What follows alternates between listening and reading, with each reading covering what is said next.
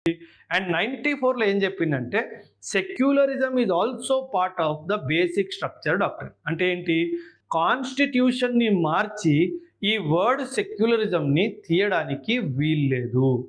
In fact రీసెంట్గా 2024లో బీజేపీకి చెందిన ఒక రాజ్యసభ ఎంపీ ఒక ప్రైవేట్ మెంబర్ బిల్ మూవ్ చేశారు. ఆయన పేరు రాకేష్ సిన్హా. అండ్ అదేవిధంగా సుప్రీంకోర్టులో కూడా చాలా పెటిషన్స్ కూడా జాబితా చేశారు. ఈ పెటిషన్స్లో ఈ సెక్యులర్ అనే పదం తీసేయాలా అన్న విషయం మీద సుప్రీంకోర్టులో కేసెస్ ఫైల్ చేయడం జరిగింది.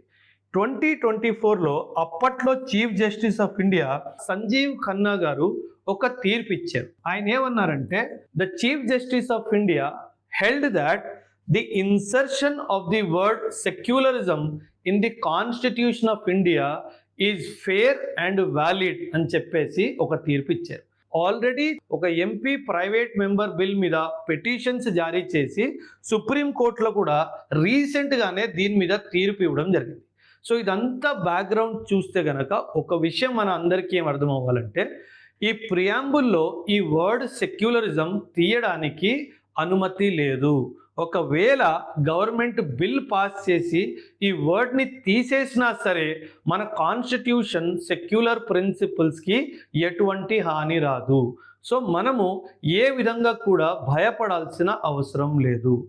సో మీ అభిప్రాయాలు కూడా కమెంట్స్లో ఖచ్చితంగా తెలియజేయండి.